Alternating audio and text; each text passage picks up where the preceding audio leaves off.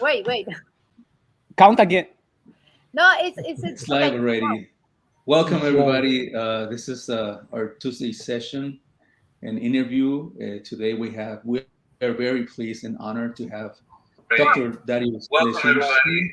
This is I hope our I pronounced it Tuesday well.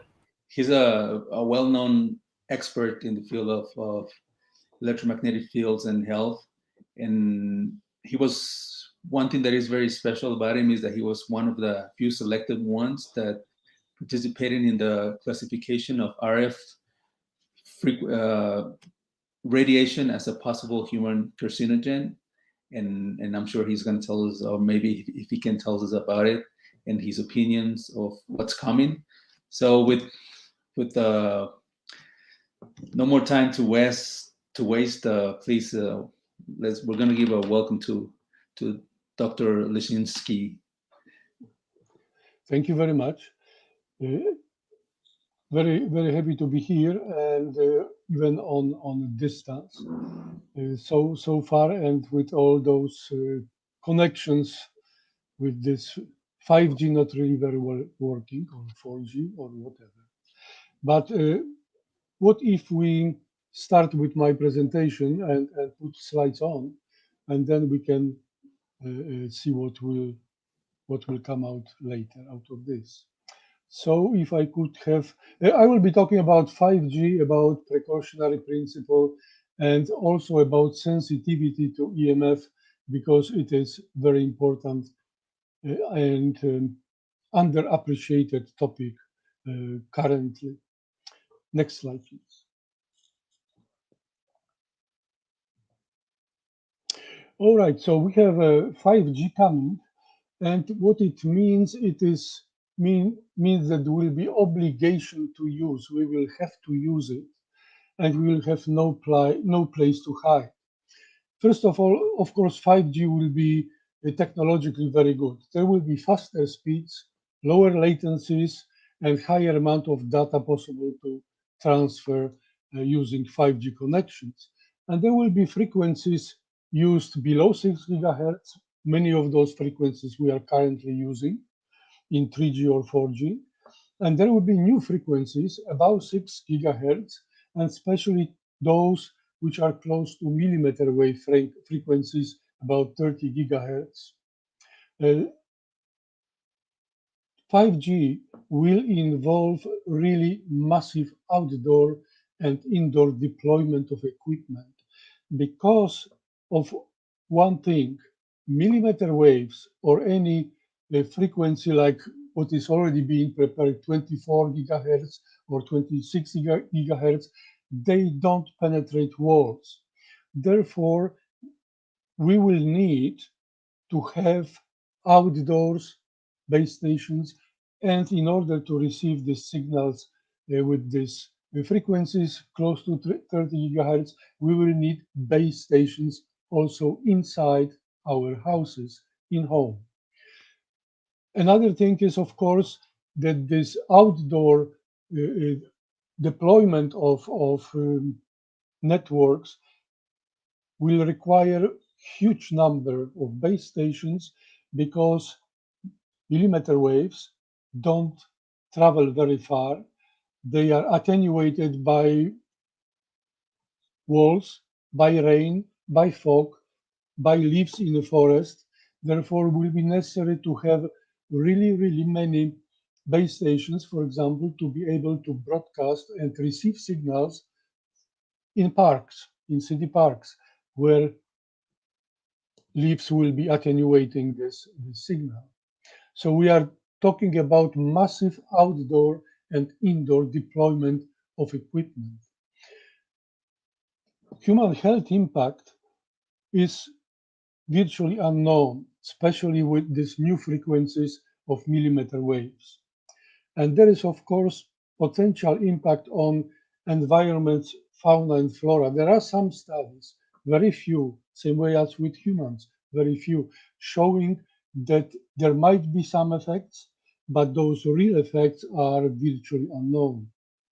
And of course, this massive digitization of society will force everyone to use 5G because all what we are doing, how we are interacting between them, ourselves, how we are connecting to government services, everything is going into digital area where we will have to use 5G. Therefore, persons who might be afraid to use 5G might consider it as harmful to their health and might consider themselves as sensitive to this radiation will have a big problem, because if they shield themselves from this radiation, it means they shield themselves from society at large. They will be alone. Next slide, please.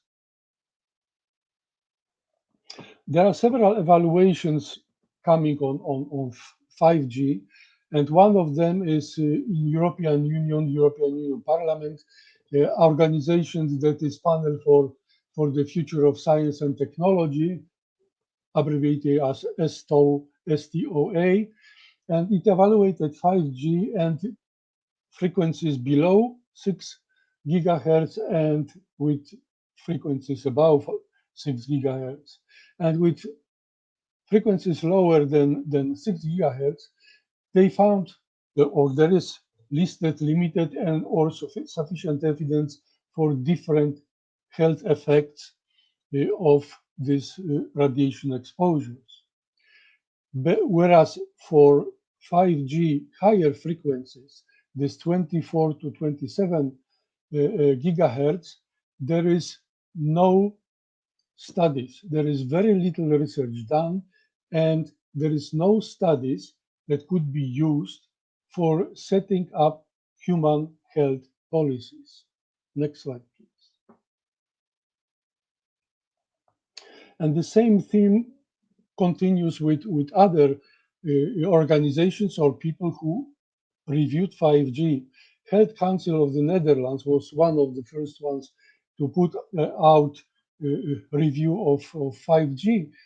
And again, it comes the same thing. There is almost no research on the effects around 26 gigahertz. No studies. And what they went quite far ahead, namely they stated that they recommend not using 26 gigahertz frequency band before it is studied better, before we know something about it. And also what is interesting, they stated that because it cannot be excluded, this is very important, cannot be excluded that exposure under the latest ICNIRP standards also has the potential to affect health. So although ICNIRP and governments are claiming that ICNIRP standards protect everybody's health, no problem, period, Health Council of the Netherlands says that such a possibility exists, and we should be more cautious when deploying 5G. Next slide, please. Then there was a review made by the industry that was some so-called Brooklyn's 5G Summit, which was organized by Nokia and New York University. They have this kind of wireless research center, which is funded by Nokia.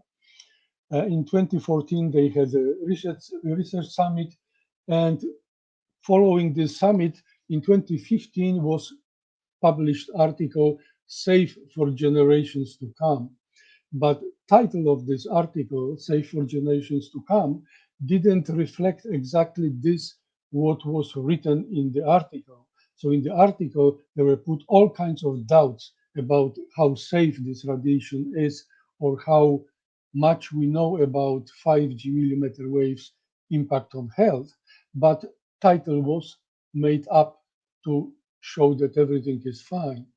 So in this article, for example, is again stated that relatively little careful research has been conducted on long-term effects of millimeter wave frequencies. Again, we have the same theme, no research on millimeter waves to speak about health effects. Next slide, please. And in the same review, there is talk about, for example, skin and effects of millimeter waves on skin, because millimeter waves will be absorbed solely in skin, and therefore often one can hear this kind of opinions that, oh, there is not a very big problem, it is not penetrating deep inside the body, it is only skin, it is exposing only skin. But there is no research on this, how those millimeter waves will be affecting skin. We don't know enough. And this millimeter wave hitting of the skin is critical issue if we are thinking about protecting humans. And we have to remember that skin is not just a thin overcoat on our body. Skin is our largest organ. It protects our health. It regulates immune functions of our body. It regulates numerous functions of nervous system and how functions brain. So by affecting skin, we can affect physiology of internal organs. Therefore, this research on how millimeter waves hitting will affect skin physiology is very important to health of whole body, not only skin. Next slide.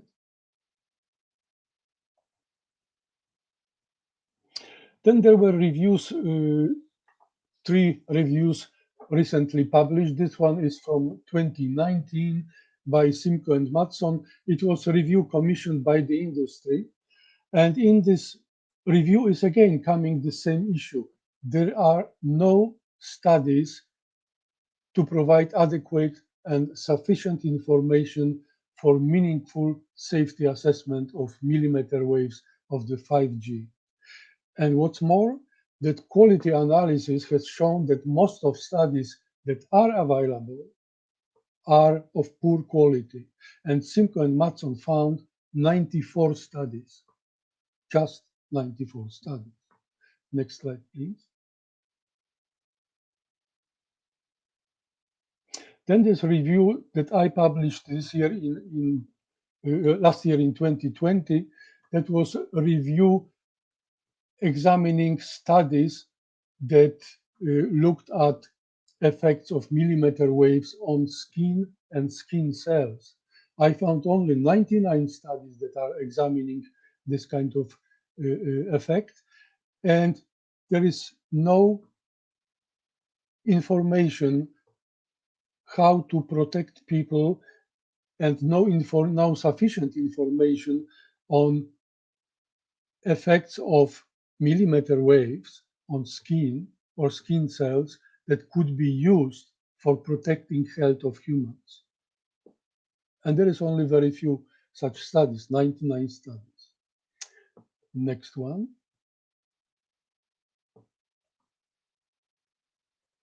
Then in 2021 was published a review by Karipidis and collaborators.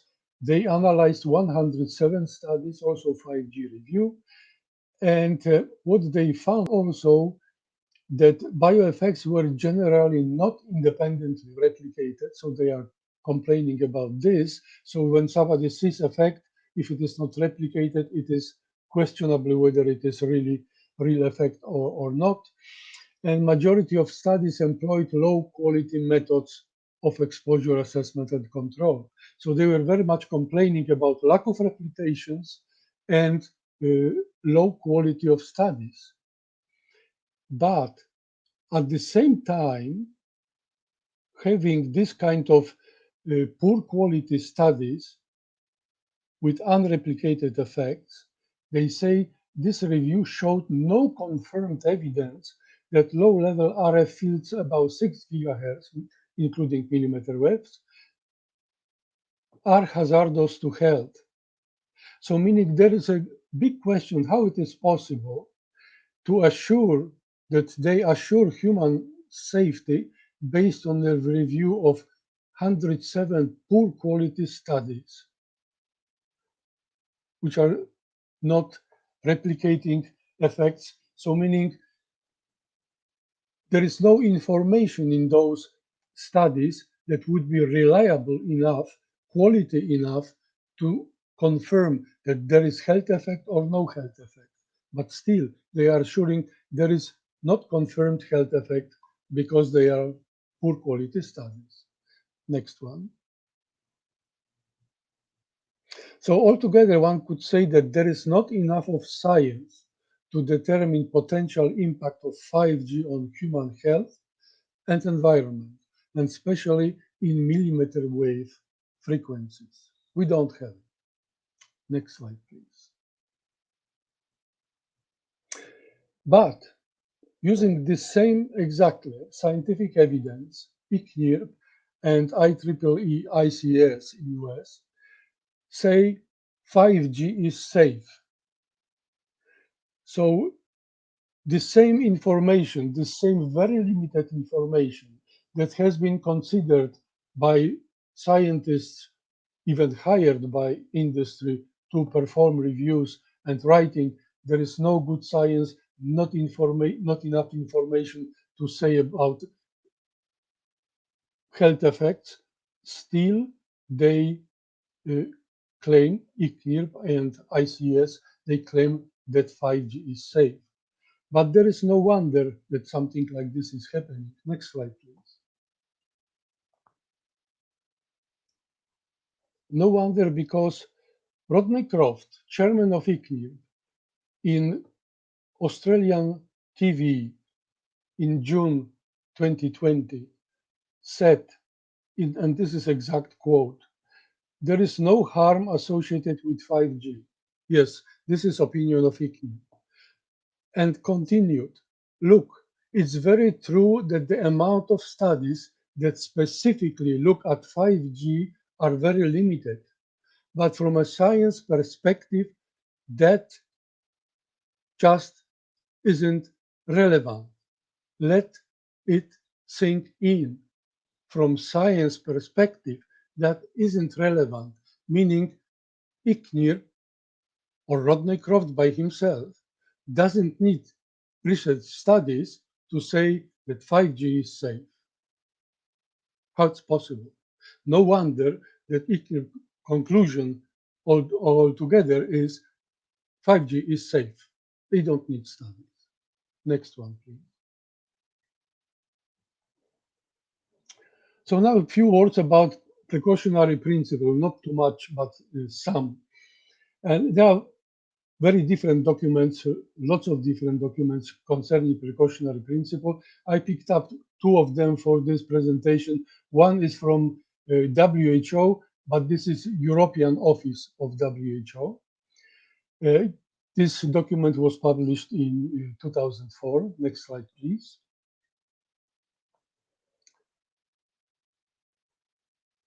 And there are a few sentences which are very important, brought up in this very document of WHO European Office, that waiting for convincing proof of harm causes lots of harm because, and they are talking about children, everybody is worried about children, but it is really so, because millions of children worldwide were suffering of smelters, of paint, of petrol, tobacco, asbestos, and so on and so on. Meanwhile, we were waiting for sufficiently convincing evidence of harm. We had information that harm is possible, that it will be serious damage if it is confirmed. We were waiting for this confirmation. Finally, we got. But millions of children were exposed to those harmful factors and their health was affected. But we are not talking anymore about children. They are later on grown-ups. And those children whose health is affected because we are waiting for convincing proof of harm, they turn into grown-ups whose lives are affected and health is affected because of this waiting unnecessarily for final proof of harm. Science is slow, and that's the problem. Next slide, please. And of course, many people are complaining that precautionary principle is, as they like to say, taking us back to caves. Do you want to go back to caves? Forget all technology, go back to caves. You want this, that precautionary principle will stop everything. No, precautionary principle, this is abuse of precautionary principle, this sort of statement. Precautionary principle is about using technology in safe way based on our scientific knowledge. What is safe? Next slide, please.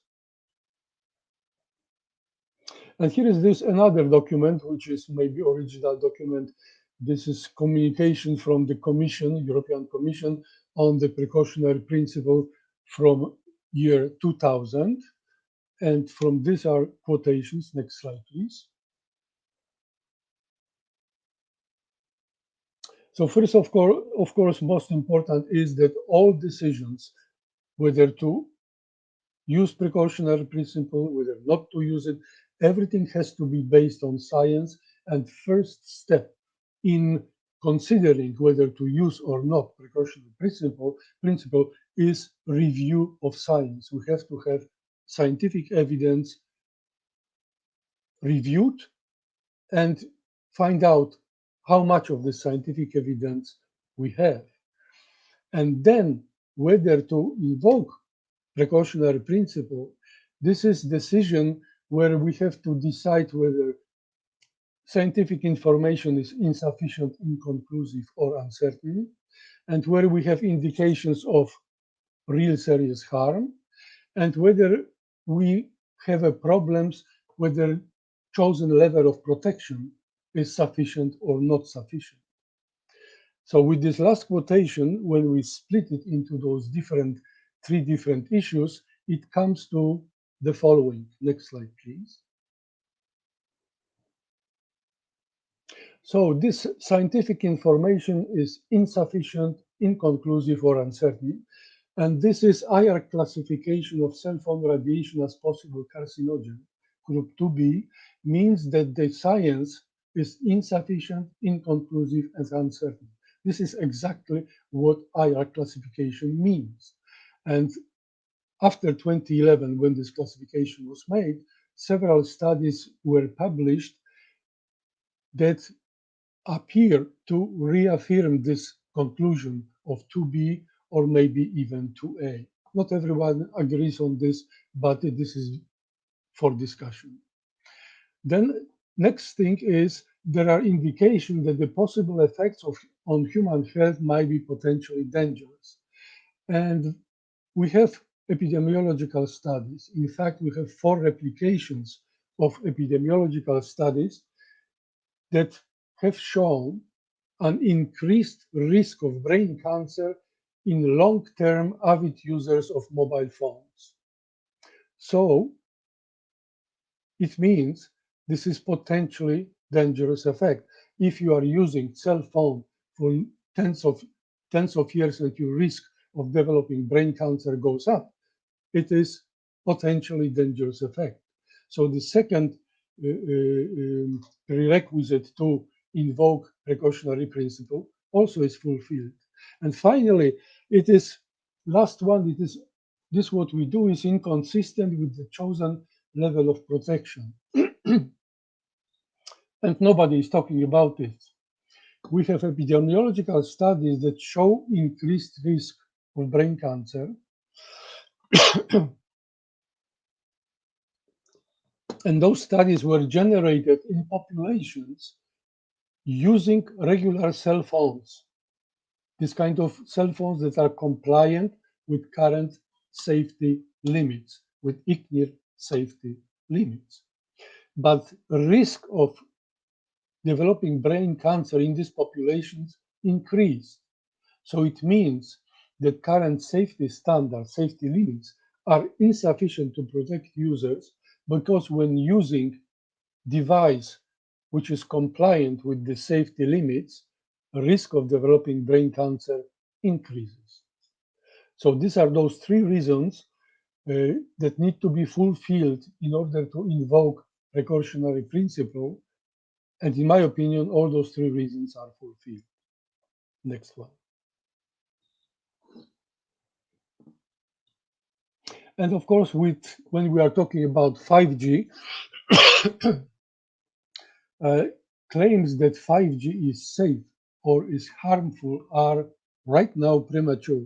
Because if we don't have research on 5G and especially millimeter waves, then it means that we don't have research showing harm and we don't have research showing that there is no harm. So meaning saying 5G is safe or is harmful is premature because we don't have research. That's the problem. But still, published science, there's very few papers, indicates that some effects are possible. And therefore, 5G and precautionary principle should be applied to 5G because we have limited human and animal studies indicating biological and health effects are possible. Effects might be altering not only skin but also physiology of internal organs, including brain. There is lack of science-based information whether 5G safety limits are sufficient to protect human health and environment, especially in long run for tens of years of usage. And this large scientific uncertainty justifies invoking precautionary principle for 5G also. Next one.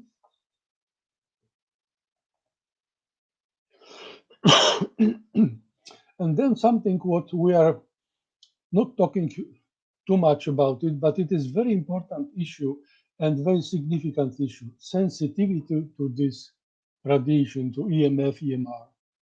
And this is much more than just electromagnetic hypersensitivity, what is spoken sometime hush-hush about.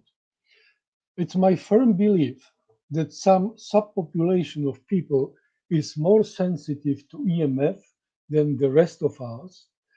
Knowledge about environmental hazards and simple logic make me that certain. So I'm sure about it, and it is based on logic, not really yet on scientific evidence. And for more details on this, what I'm thinking about this issue is in my recently published review of EHS research published in this year. Next slide. And justification of this existence of sensitivity argument, there is well-known and scientifically well-established phenomenon of individual sensitivity. We are not talking about it in EMF too much, but there is such phenomenon. It means that genetic and epigenetic differences between people cause that different persons can respond very differently to the same agent. And this phenomenon of individual sensitivity, interestingly, has been proven to be for ionizing radiation, for non-ionizing ultraviolet radiation, or for ultrasound. So for different types of radiation, this individual sensitivity has been shown and proven scientifically. Next slide, please. So there are some studies showing that individual differences between people or animals might lead to individual sensitivity to EMF, EMR. Epidemiological studies have shown that only some of the persons in the group of highest exposure to mobile phone radiation had an increased risk of developing brain cancer. So it is not a group of several hundreds people examined who had very high exposure to by using mobile phone that all of them get this problem. No, only some, very few. The same thing is with animals. NTP study, National Toxicology Program study in US, recently conducted, has shown that the highest exposed animal group, only few rats have developed cancer. So there was some 90 animals very highly exposed to mobile phone radiation, but only 6 of them got cancer. Rest of them didn't get cancer, even though all of them got this very high exposure. So even though it is inbred rat strain, there are some differences that lead to this, that not every animal got this health problem, cancer. And of course, there is a number of laboratory studies where in vitro exposures were examined using in vitro exposures. Different types of cells were responding differently to the same exposure. So there is this also in vitro evidence of that different cell types may have different sensitivity to EMF exposures. And therefore, it is scientifically justified to suspect or to assume that the individual sensitivity exists for the EMF exposures. But we are not looking for it. Next slide, please. So what is wrong with this whole research in this area of EMF, EMR? First problem is that we are looking for health effect that will be on large scale. We always see these graphs where is billions of people using cell phone and how many of them are getting brain cancer. Very few, nothing much changing. This is evidence, proof that cell phones are safe. No, they are safe for majority or vast majority of users, but there are those individuals who are more sensitive to this radiation and who develop brain cancer or other health ailment, and we are not looking for them because they are vanishing in this mass of those who are not sensitive and who don't have health problems. This is wrong. Then another problem is that we have a couple of influential scientific committees that are dominated by industry scientists like ICS in US, or by same-minded scientists like ICNIR. And there is no real scientific debate where contra-argumentation flourishes in those groups.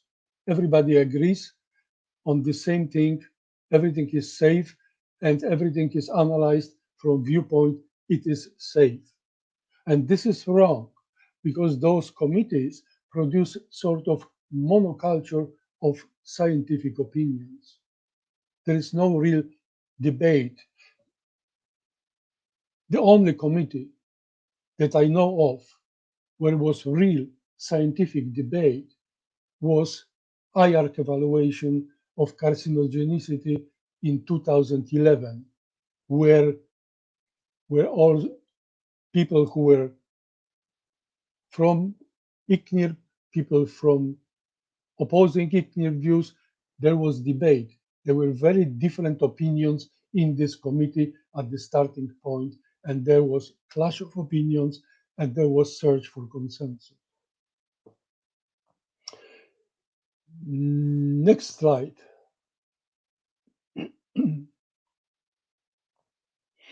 And then to continue a list of what is wrong, to make scientific opinions heard, I think it is already in desperation. Scientists go to courts of law, and this is wrong direction for wrong development, because science should be never decided by judges. This is not science. Scientific argument should be debated without resorting to courts of law. But when nobody listens, some in desperation go to courts of law, and this is bad for science. And finally, there is a huge money, huge, one with 12 zeros, involved in telecommunication, but there is no money for health research. And this is very, very wrong, because majority of poor quality studies happens because scientists are strapped for funds and need to cut corners. They think I should use 100 animals, I don't have money, I use 10 animals. And at once, study goes down the drain. So this problem that scientists need to cut corners and science quality suffers, and then they are producing studies that are either inconclusive or are considered too low quality to be used for any debate on health issues. That's the problem. Meaning there is a lot of money, but there is no money for such a thing like studying health effects of this technology. Next slide, please.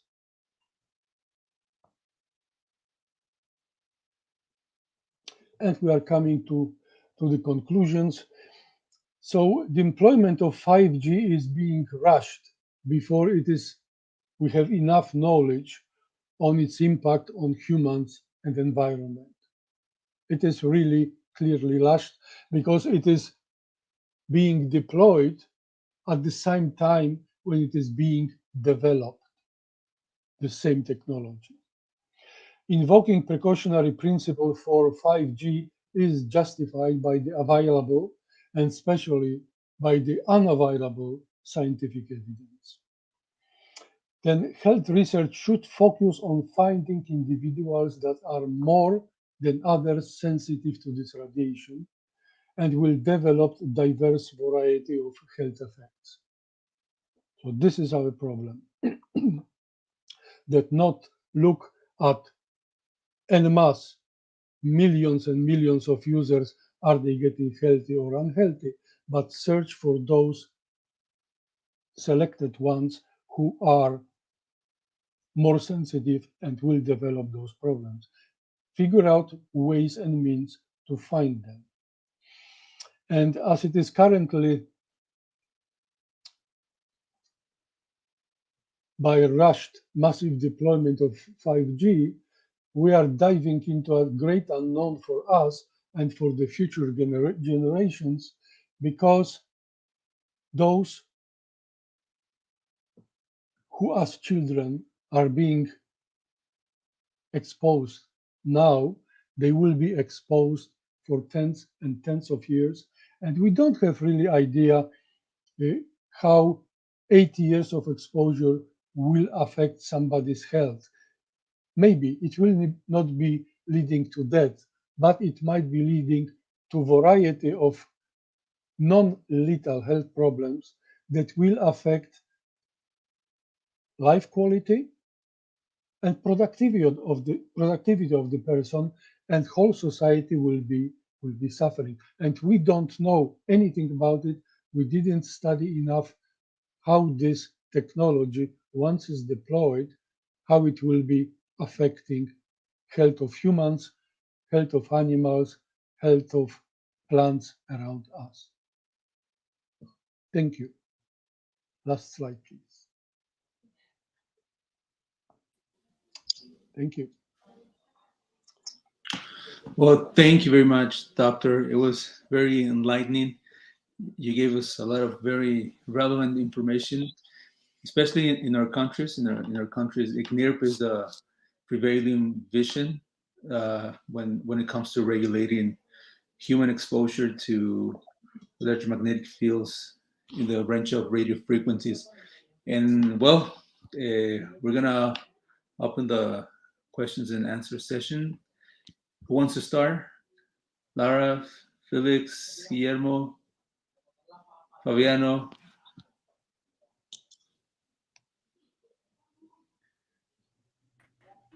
I have a question. Can you hear me? Yes. Yes. Yes. Mr. Leszczynski, I ask you if the difference from the sensitiveness and the affectness. Let's say we watched the Sheena Simonton from Electrosensitive Society in the United States, and she told us the statistics shows around 3% have severe electrohypersensitivity and around 30% moderate. And let's say the other 65%, my question, the 65% of the population, they are not affected by the radiations. They just cannot feel as much as the EHS people. I don't know if it's clear, my question. Well, it is.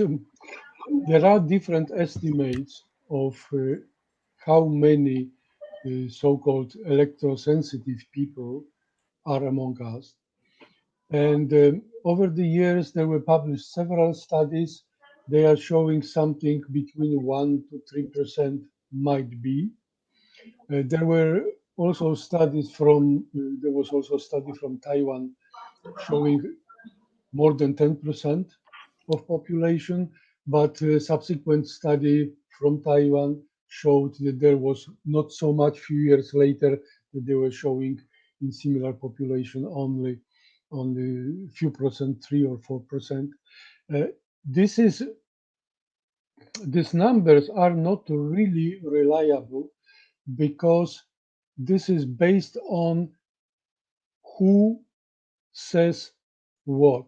So meaning people are being asked, are you electro-hypersensitive? Yes, because I feel this or that. But there is no real scientific proof that this person who has a health problem, that this health problem is indeed caused by electromagnetic fields, or maybe there is something else in this person's environment, at home, different chemicals which are in walls, in furniture, or maybe air in a city where this person lives or in countryside can cause those health effects. What this person assumes or guesses that maybe it is caused by electromagnetic fields. So this is saying how many of those sensitive persons are among us is very, very difficult right now, and those estimates may vary depending how stringent criteria somebody will be using. But of course, there are also those activists who are saying, we all are sensitive to EMF, I know it, but you don't know it. You all others don't know it. So there can be also this sort of extreme views. But at the moment, this what is coming from peer-reviewed papers, it is something little bit above or around 1%. And this is, of course, quite a lot. If you think that if there is 1%, so meaning when you have 100 people, one of them has this health problem. So once you have a society made up of tens of millions of people, then you are getting tens of thousands of people who are affected. And this is not only problem of those people who are affected, who have a health problem, but this is society problem because those people are less participating in society life, less efficient in their work, less efficient in their family life because they have this nagging health problem. So this is finding out what's the problem, what is causing it, and who really has this problem and how to remedy it. It is very important because it is not just only, if I could say only, for this person to feel better, but it is also for whole society at large to function better by remedying this health problem in those selected, more sensitive people. But there is not only problem this that, as I said, of sensitivity, that some people say that they can feel this radiation, or people who are saying that they get some non-specific health symptoms, some tingling on skin, heat on skin, headaches, nausea, and so on and so forth. So this is not only about this.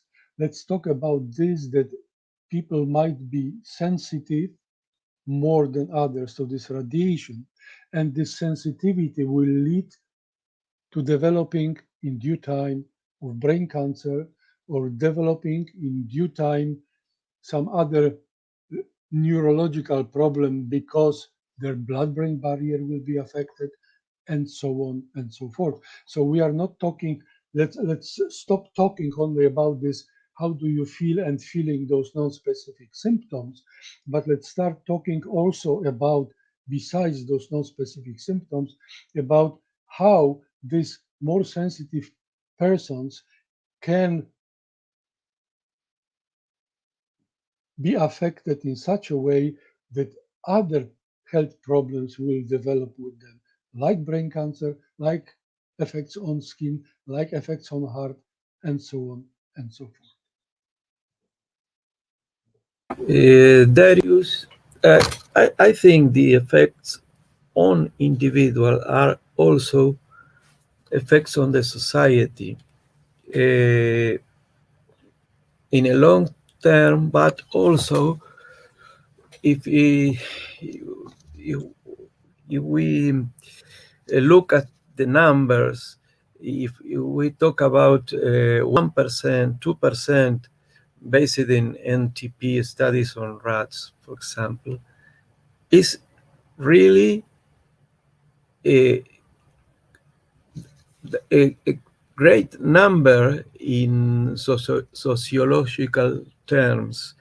Think that, for example, for ionizing radiation, for X-ray, for example, the doses for a year means the increase in I think 0.01% in probability of cancer. If we are talking about 1%, 2%, it's really a big number, and we think that is a social problem that us as a society accept that this number is irrelevant, or it doesn't matter. What do you think about it?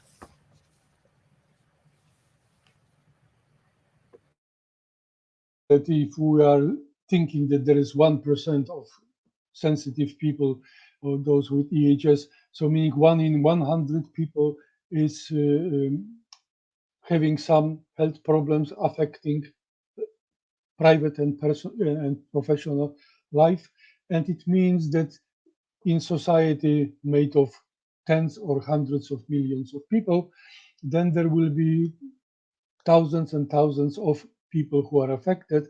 What is a social problem, not only because of well-being affected of those in those people who have this health problem, but also on larger scale, society scale, this how those people are functioning in society, how they are functioning in family, how they are functioning in their professional life at work.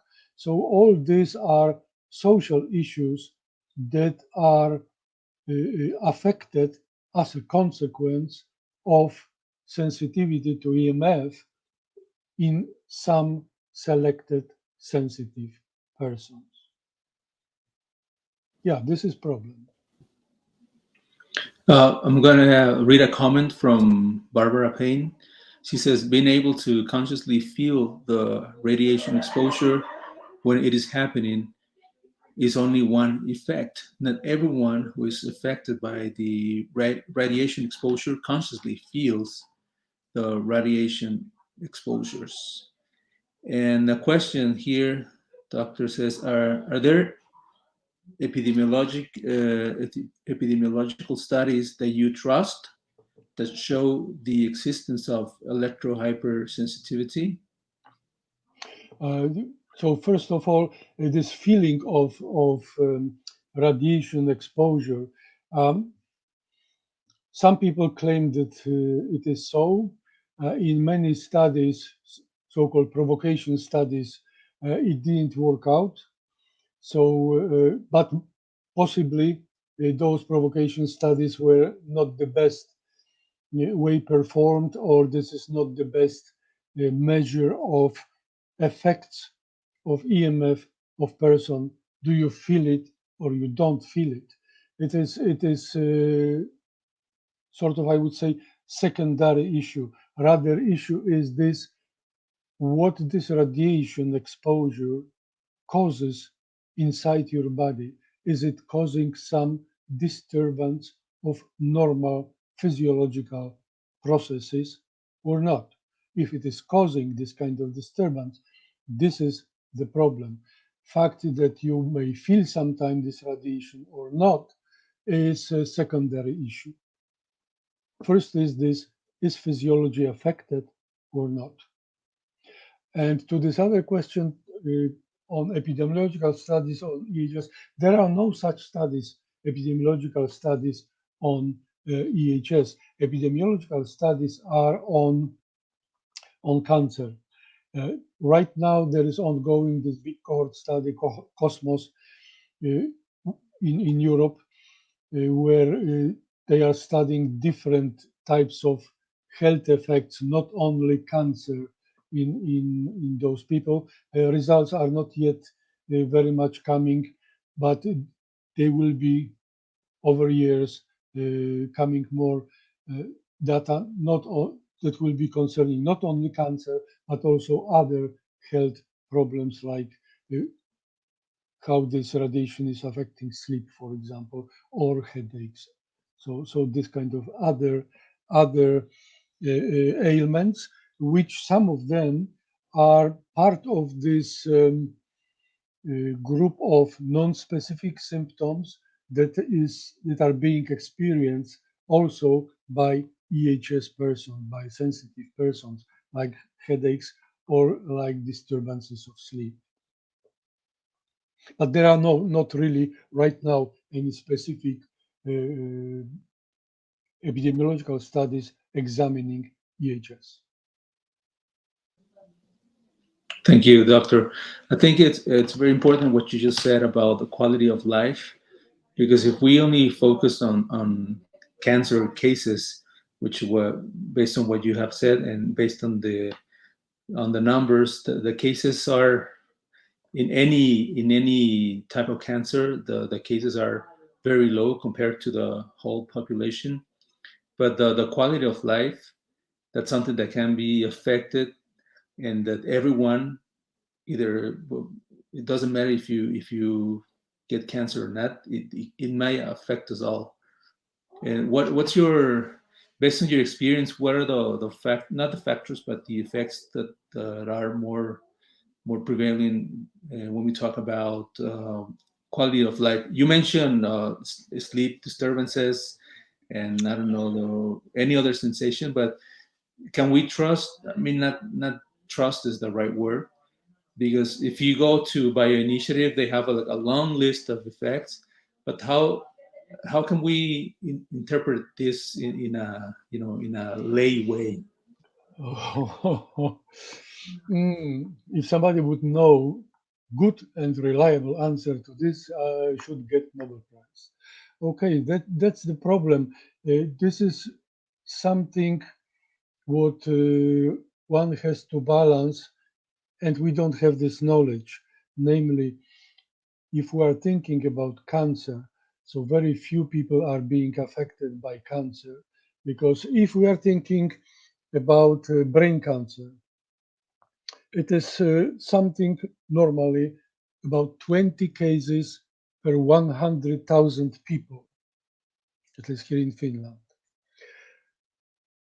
But if we take the worst case scenario, that there is doubles 200% increase, so instead of this 20 cases per 100,000, we end up with 40 cases per 100,000. So it is remaining rare disease. So worst case scenario happens, instead of 20 is 40, and this is rare disease. So from society viewpoint, it is rare disease. There are not so very many cases, but if we are thinking in other means, first of all, life of this person is ruined. Secondly, life of a family and friends around is ruined. It has big monetary consequences because it is costly to be sick of cancer.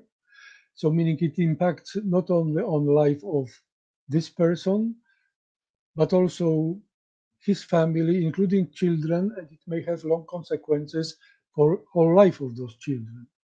And next thing for society is another problem. If we have instead of 20 cases to treat, we have 40 cases, it is much more expensive. As a society, we have to put double of amount of money for treatment of those people. If we are thinking that those people are losing productivity, but they are not only those people who have cancer are losing productivity.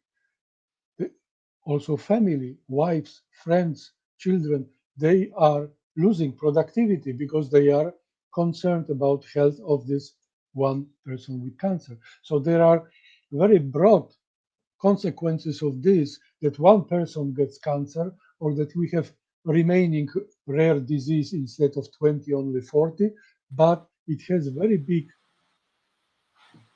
consequences for the society and for the family that is being affected, not mentioning person who is being affected. So this is big issue that should be more discussed. But another issue is how many of us can be affected. So in respect of cancer, not very many, only selected few, and always one can ask if it is only 20 cases or 40 cases per 100,000, why me? Why me out of this 100,000? So slim chance that I particularly will get it.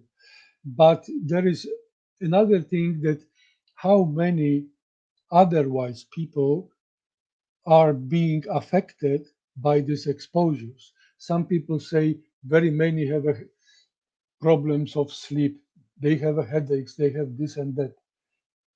But nobody knows whether it is caused by this EMF exposures. Headaches were before, in ancient times, people had headaches. People were having sleepless nights in ancient times when nobody knew that EMF exists. So this is this sort of problem that we don't have diagnostic tools to determine whether person's physiology is being altered in meaningful way by exposure. Why we don't have it? Because we don't study it. Because this what we studied so far was that people were being asked, do you feel radiation or not? You don't feel? Everything is fine, no problem, no worries. When I asked Rodney Croft, okay, let's go and recommend that EHS studies should be continued by looking at physiological responses of human body to exposure. His response was, no, there is no reason to recommend this kind of studies because our provocation studies don't indicate that people feel this radiation. So there is no problem. So this is the bigger problem, that nobody wants to study this, and those who are wishing to study it are being limited, or they don't get funds, they don't have funds. And this may sound like conspiracy theory, but there is a bigger problem. If we start to study it more closely, we will always find those sensitive people, more sensitive people. And what it will indicate, it will indicate that safety limits and safety standards which are being currently used are insufficient for whole society. They should be altered. It should be considered in which way to protect those selected few, depending, of course, what is the number. Is it 1% of society, less than 1%, more than 1%? So how significant it is.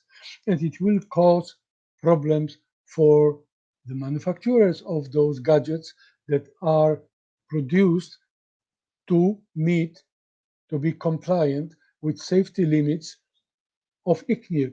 And if those safety limits don't protect everybody, so these gadgets that are being sold are dangerous, and they first of all have to be changed, have to be replaced by new ones. And how about paying for health damage already done? So nobody who is interested in profit generated, huge profit generated by industry, and this is not only industry but also politicians, because they get tax money from industry, they are being taxated. So they don't have really vital interest as long as they are not so-called proverbial dead bodies on the street. A comment from, I'm not sure, is it if there is irreversible health effects, I believe that will be another reason to use the precautionary principle. It was comment / question. And Yeah. Well, of course, if there is irreversible health effect caused by this radiation, but even these health effects, what we are talking with epidemiological studies, brain cancer, that epidemiology is showing increased risk of developing brain cancer. Epidemiology doesn't prove that given cancer has been caused by EMF exposure. So this is this problem. Which health problem is being caused by EMF exposure, and is it irreversible health problem or not? So problem is this, that we don't have this kind of health problems that are proven to be caused by EMF exposures at the levels permitted currently by safety limits. But if it would be, no, there would be, of course, reason to use precautionary principle. But this is this kind of if it would be. First, we need to prove it and show it. We don't have such evidence. Thank you, Dr. Felix. But statistic are in that way. Everybody have an uncle who smoke the whole all the life and didn't get cancer, but it doesn't prove that tobacco is not harmful. Yeah, it is indeed so that many people smoke. Not everybody who is smoking gets lung cancer. What it shows, that there is individual sensitivity, period.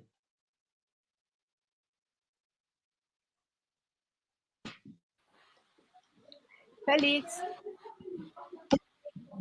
Yeah, thank you, Dariusz, for your presentation, especially highlighting the monoculture of scientific opinion. And I think you do a great job for us, the sensible persons, which I consider myself. And yes, indeed, there has to be lots more studies. But I'm a little bit critical on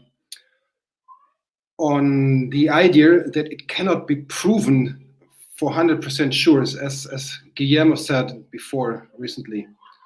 Of course, you cannot prove 100% that a migraine or headache comes from radiation. It could also be caused by something else. But if we applied the same rigorosity on testing medicines or drugs, most probably no drug will ever be approved. For example, if they tested Tamiflu against flu, well, they approved it because after a week, the people were better. But after a week without taking any medicine, having a flu, you will also be better. So using this rigorosity, you will never probably approve any drug. And as Guillermo said, smoking will give you lung cancer with a probability of maybe 1% or something. The rest of the other 99% will not develop lung cancer. That does not mean that smoking is not harmful. Yes. I think we have to be here a little bit cautious, Damian, with taking those interpretation. And you showed or talked about this rats of these rats that had been exposed to radio frequencies, and only very little rats had developed cancer. But this is also, isn't it also a question of the doses and the time of exposure? Yes, after a couple of months, little rats will develop cancer, but after like 2 years, probably lots more. And after 10 years or 30 years, almost any rat probably. The doses makes us exponentially more harmed by the exposure probably. And yeah, most tests or most research is conducted only a couple of months, maybe years. This is not long enough. We don't have studies of 30 years, and most probably the harm which we are getting from the exposure is growing exponentially with the years.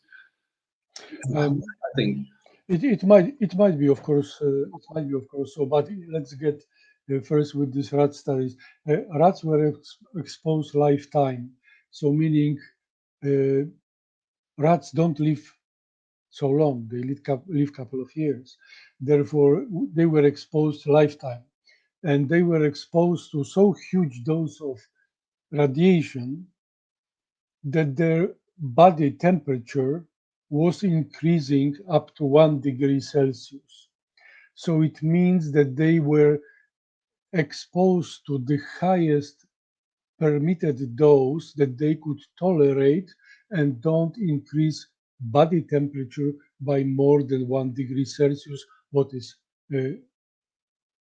permitted by or permitted by safety guidelines of ICNIRP. So it means they were getting huge dose of radiation, and they were getting it for lifetime, and only few of them developed cancer. So of course there is also this background that over lifetime, some rats spontaneously develop cancer also. So this has also impact. But this increase in cancer that was developed by exposure to radiation was sufficiently significant to be seen above this background of spontaneous cancer developing in rats. But still, those were very few animals that got from this group highly exposed cancer, not everybody. And we are talking about inbred animals.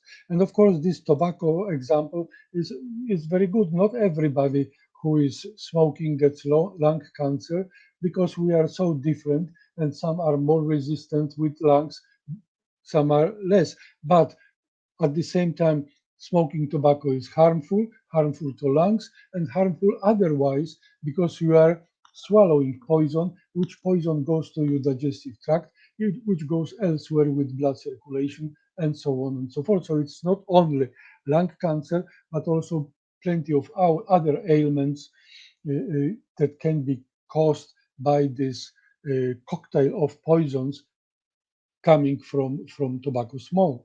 But point is this, that we are not looking for those sensitive individuals. Who is this more sensitive than others? We are looking at a bulk of society, and we are looking in those epidemiological studies. We have thousands of people, participants. The more, the better. so maybe 100,000 and so on. And in this group, only very few are developing in due time cancer because of, and it is possible to correlate somehow with exposures, but then it is becoming meaningless because it is out of these hundreds of thousands of people participating in the study, only few got cancer. So how significant it is, this must be some kind of mathematical glitch or statistical glitch, whatever, because we are not looking in another way on individuals, but we are averaging everything together, and this way we have little cancer, no cancer, no cancer, no cancer, little cancer again. We make average, so there is no cancer, or very little, insignificant. It is glitch, and this kind of story is being perpetuated. But some people are getting cancer, and it would be good to find out whether it is caused by this radiation or not.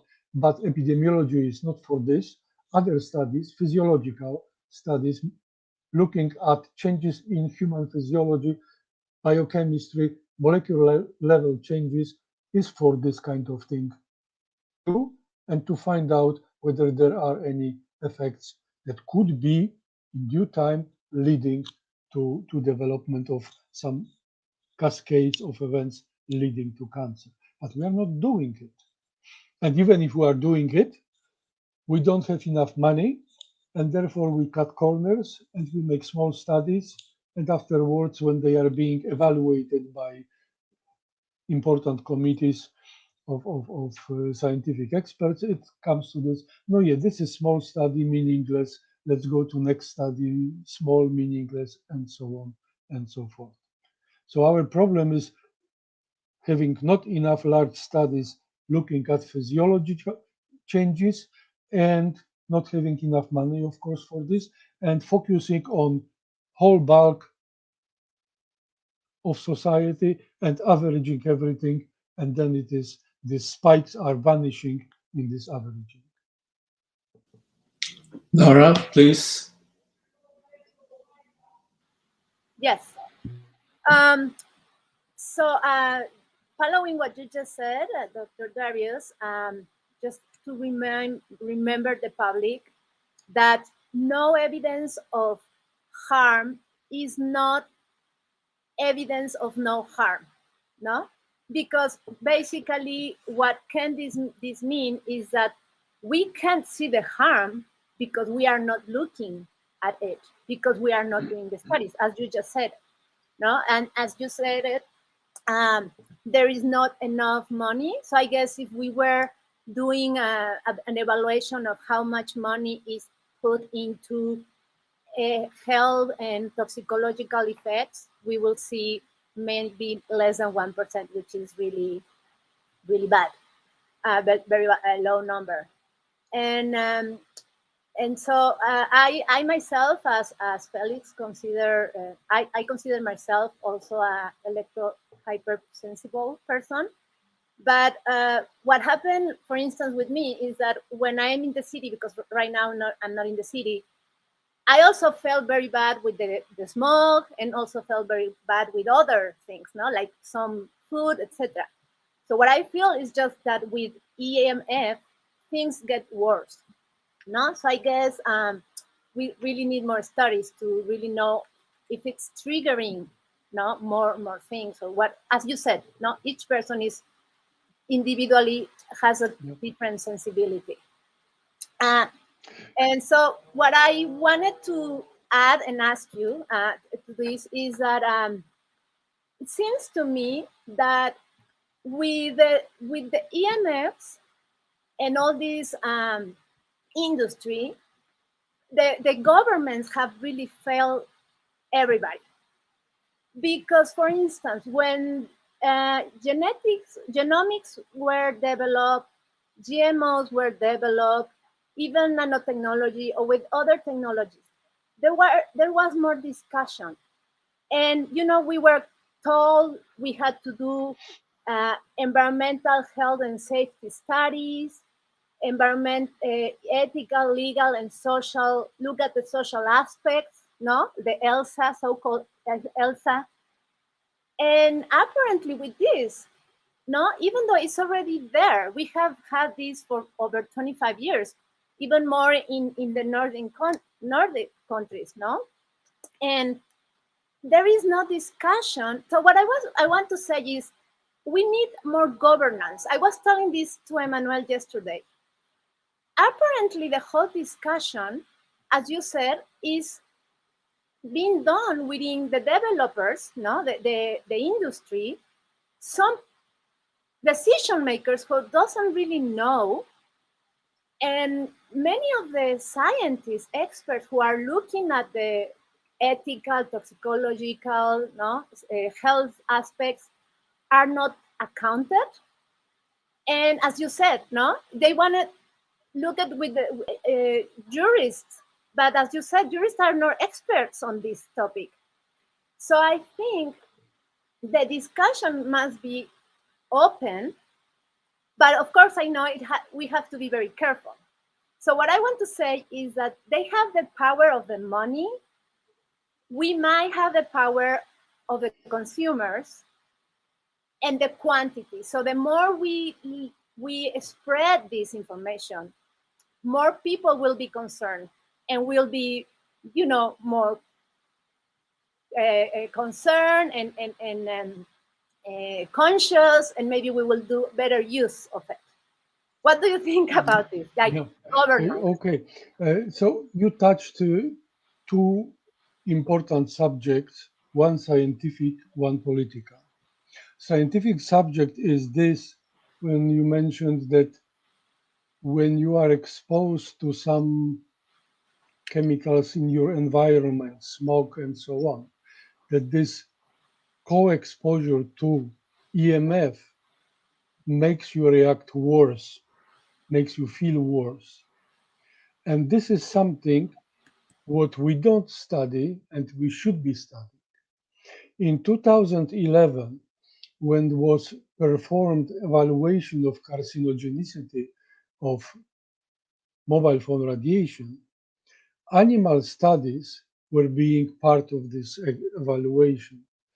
And animal studies where animals were exposed, even for lifetime, just to cell phone radiation type of exposure, they were not showing really much effect.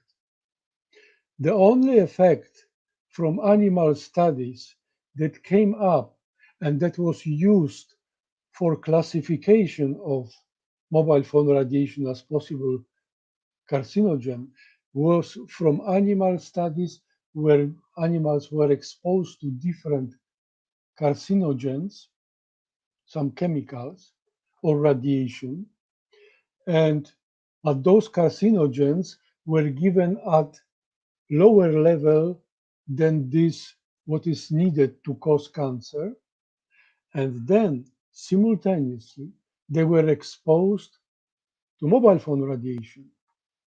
And what happened? This sub-carcinogenic dose of chemicals or other radiation has become carcinogenic in presence of EMF. So meaning that EMF had potentiating effect on carcinogenicity induced by this other radiation. There was some UV radiation or some chemicals used. But there were only 6 of such studies. And those 6 studies were used in this IARC evaluation. But this is the issue that we don't study nearly at all, namely co-exposures. We are being exposed to EMF, mobile phone radiation from cell phones, from base stations, and so on. And at the same time, we are being exposed to a huge multitude of different kinds of chemicals and other types of radiation which are normally present in our environment or which are man-made and introduced to our environment. And we don't know at all which of those chemicals or other agents that are even expressed at low levels because they need to meet some safety standards, safety guidelines. So they are at low level in our environment. But when we introduce to this still mobile phone radiation, for example, EMF, then those chemicals, even though being on a low level of causing cancer or any other health harm, they are becoming more sort of active and affecting health more than themselves would affect or would not affect because they are on sufficiently low level. So this is the scientific aspect what you mentioned, that we are not studying co-exposures of EMF and some other chemicals or radiations together, even at sublethal or this kind of subcarcinogenic doses, to see whether EMF will be potentiating effects of those other agents. So this is one thing. What we don't know,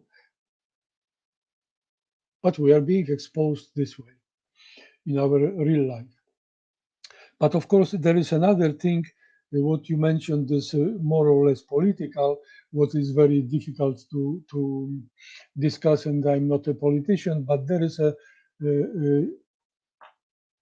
lot of pressure from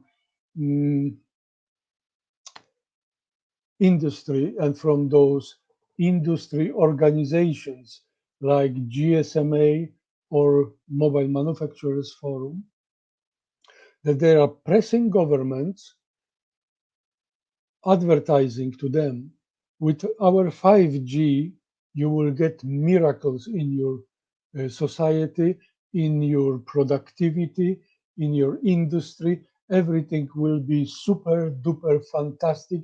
More and more money will be made, more and more taxes will be paid, and you as politicians will be happy because you will be more electable, because when you have more money from taxes to spend, then you will be more liked by citizens. And this is this thing that those umbrella organizations of industry, MMF and GSMA, are pushing and pressing also politicians and governments.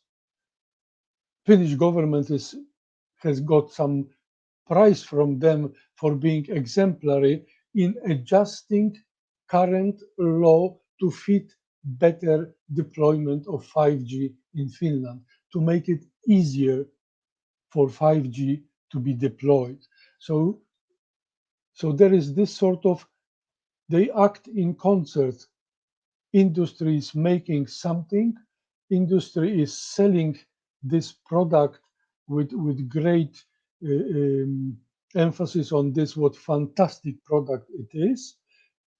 Governments are being pressured that if we don't have this product, if we don't use it in our society, then we are a society of losers. And straight it is said this way. When you listen to advertisements by Ericsson, it is this way. If you don't want to lose in this race to paradise, you have to use right now 5G, and you have to make laws such that deployment of 5G will be not affected by citizens who don't like it, for example, and complain about it.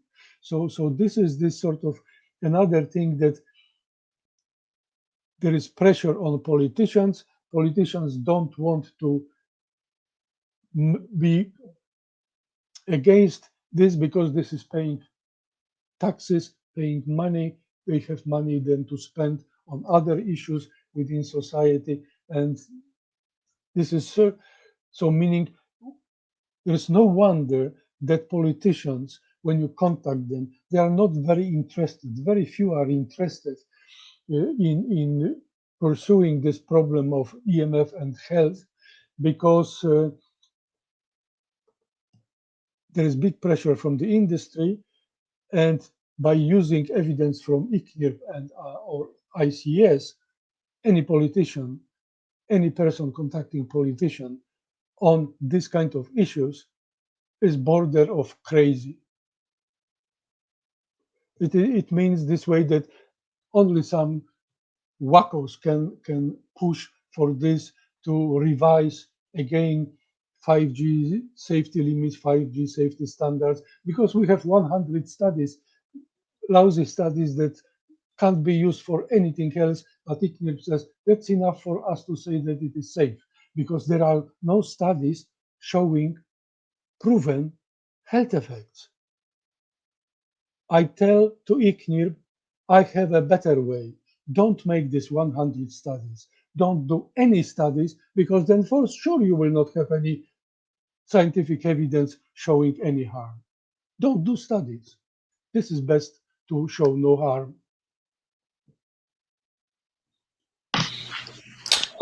Thank you, Doctor. So to summarize a little bit, you said we have the case in Mexico. Just following the question of Laura. Only last year, the regulatory authority issued the first EMF human exposure regulations in Mexico in year 2020, which is unbelievable, but well, that's how it went down. And what they did is that they sent the ICNIRP guidelines. They sent them to the health authority. Only that document. That's the only thing they sent. They said, "Oh, we're okay with this. It's fine. We agree with this." And then they asked the environmental authority, and they said, "Well, telecommunications, we don't know much about it, so we don't have anything to say." And then their opinions went back to the telecom authority, and then they issued the regulations. That's how it happened, with no discussion. So in Mexico and maybe in most of our Latin American countries, well, I think that it is not only your problem. I know, but the same problem is all over the world, and same problem is, for example, in Finland, how this ICNIRP safety guidelines are being accepted, approved, and used. And this is simply okay. Everybody follows ICNIRP. Yes, we are following ICNIRP, and everything is fine. And nobody asks question. Recently, one person was inquiring within European Union whether they will be somehow revising or using as such safety guidelines developed by or presented by ICNIRP in 2020, and European Union answered, yes, we will use them. There is no problem. Everything is fine. So, but there is one issue that I forgotten to mention when Felix was asking and talking about those different aspects of using medication and approving medication and so on. There is one problem with ICNIRP or with ICS that many people talk about, many people complain, nobody cares, no any authority cares, because those committees are dealing with whether this radiation is safe for health. Find one physician on these committees. There is no physician, because once there would be permitted physicians, discussion would change completely into real debate about health and risks, and not just scientific proven or not proven 2 + 2 is 4. So this is this problem of those committees, monoculture. Not only there is monoculture of opinion, but also lack of opinion of medical professionals, what they think about this potential health effect or health effects of biological effects that are being observed. Because, well, it is obvious. If there is no biological effects, there will never be health effects. But if there are biological effects, there might be health effects. They don't have to be, but they might be. But if there are no medical professionals on this committee, then talking whether this kind of biological effect in due time can transfer into some health effect, and talking with medical knowledge, it is not happening on ICNIR or ICS. They don't have such people. So this is one of the problems, namely lack of medical professionals on those committees. Thank you, Doctor. We have a question from the audience. It says Leonardo Soto says, is there something to talk about 5G and our connection with COVID-19, or it was only fake news? That was only fake news. As simple as that. As simple as that. Yeah, because they were talking about the immune system and the my weakened. Yeah, and yeah. Yes, of course, one can talk and speculate and make whatever theories, whatever wild theories one likes. But there is also one thing: immune system. There is no evidence that EMF radiation affects immune system. There is speculation. There is some suspicion that could it be because it is affecting some in vitro cell cultures of cells involved in immune response. So could it be affecting immune response? But there is no studies showing that EMF exposure lowers immunity of animal or human. There is no such. Therefore, this that somebody may say, oh, we are getting more easily sick of some virus or some bacteria or some other pathogen because this radiation lowers our immunity. There is no evidence that this immunity is being affected by EMF exposure. End of story. At least for now.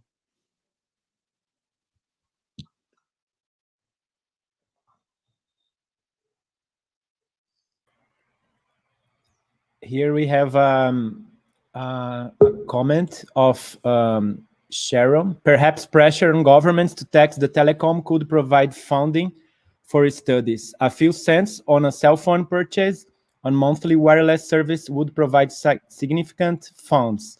Will government do it though? This kind of suggestion or proposal has been already around for at least 12 years. Nothing happens. No new taxes. Read my lips, no new taxes. Like George Bush the older said. No, there is, of course, it would be very good if with every sold cell phone, there would be included tax worth, I don't know, a few cents for the purpose of health research, and this money would be transferred to some independently of the industry governed foundation or organization that would sponsor or fund then research projects and so on and so forth. It would collect a lot of money because lots of cell phones are being sold, and the usage of cell phones could be also taxed, and this kind of few cents per phone and so on would be not much, but it would be precedence, and nobody wants precedence. So, for example, we have taxes for tobacco, for alcohol, and for sugar. So you think there isn't anything that we could do about cell phones in general, or radiation in general? I'm for this kind of teeny mini tax of few cents on sold phones or usage of monthly rate of agreement with provider of connections and so on. It's no problem with me, but please find politicians who will introduce it and go through with it, and then finally that it will materialize. So idea is good, and idea would be very, very commendable, but nobody does it, and I don't see anybody to be eager to do it. Doctor, in your opinion, we have the moratoriums in Europe mainly. I don't know. What can you tell us about that? If they have a chance of being successful, or what we do in our countries, that we are a little behind in all this. So what's your take on this? Could you repeat moratorium or Moratoriums for 5G? Yeah, okay. Yes, well, in 2017, I was invited to speak in Australia, and at the end of my talk, I said that it would be good to make moratorium on deployment of 5G. Let's remember, this was 2017, 4 years ago. And when this deployment of 5G was still far from this what is now. And put moratorium on this for a few years and do research.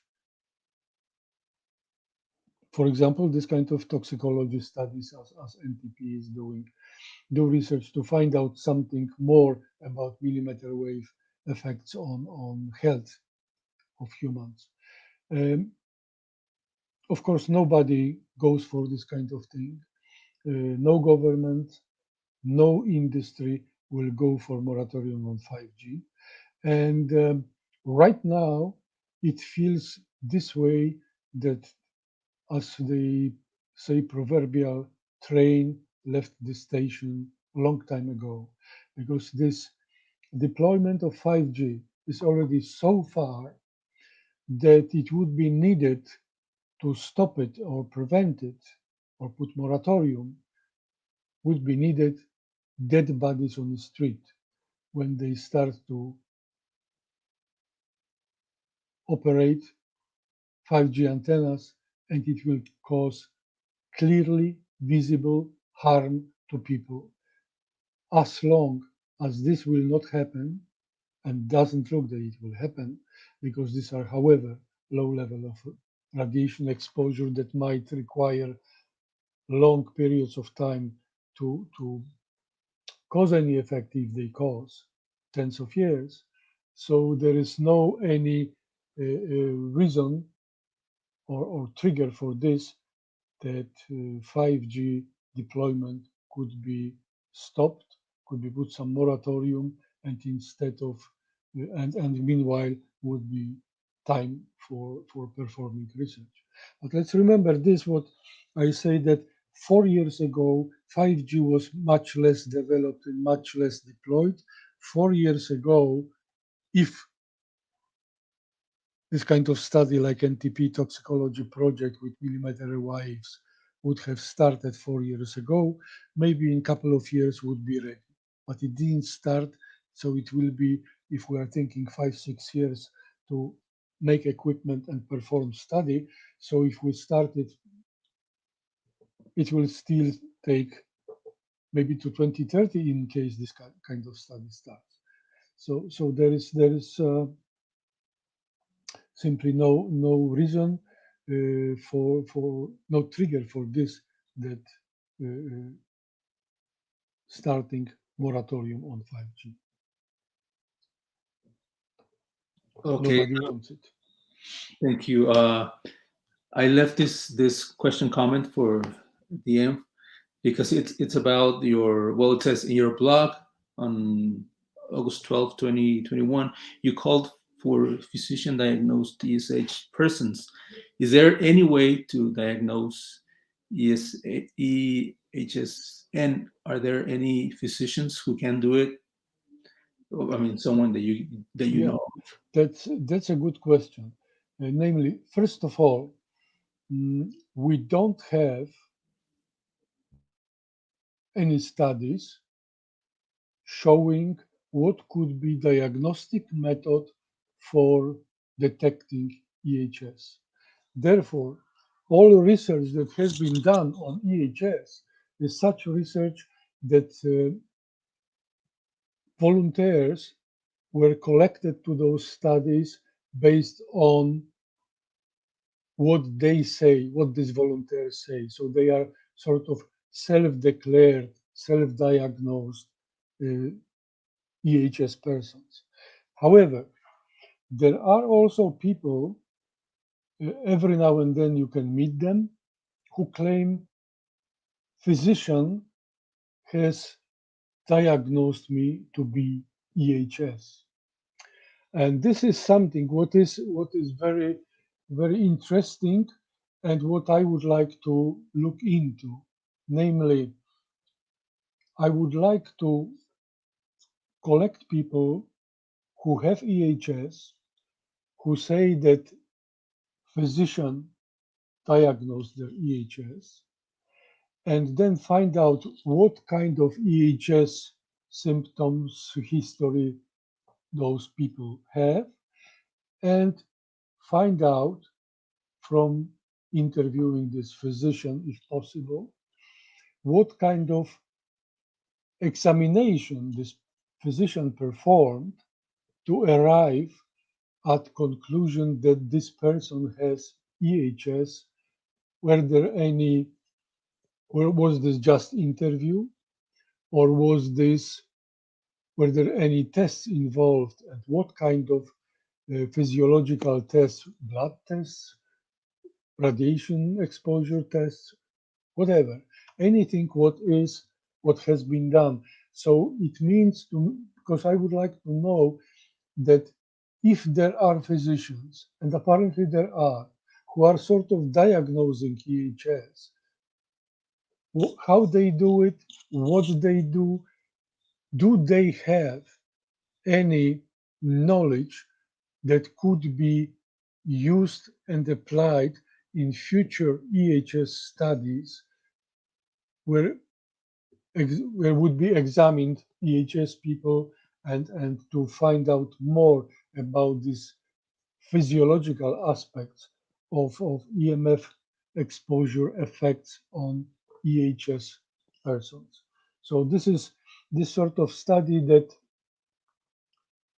find those sensitive persons who claim to be diagnosed by physician and find out from the physician how they were being diagnosed, what has been done that physician arrived at this kind of diagnosis, and collect all this information together and try to analyze it together. Is there any pattern arising from this which could be indicating that certain tests or certain procedures could be used to detect or to diagnose EHS, and then try to find out whether in experimental, controlled, scientific setting, whether these procedures would work or not. No, thank you very much, Doctor. We'll share the information, so hopefully many people from our Latin American countries can contact you. And I encourage everyone to read your blog, which has a lot of great information and interpretation, and I would dare to say a lot of wisdom on this topic. And well, everyone, if you want to say your goodbye words, Laura. Well, I wish a lot of people from our countries could join your project, but as I mentioned before, unfortunately, our physicians here don't have the EHS aspect on their view yet. Yeah. Thank you very much for your wisdom. Thank you. Guillermo.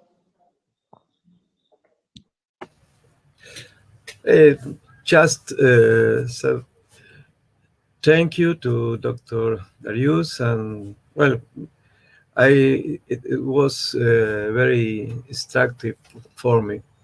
Thank you very much. Thank you. Felix, please.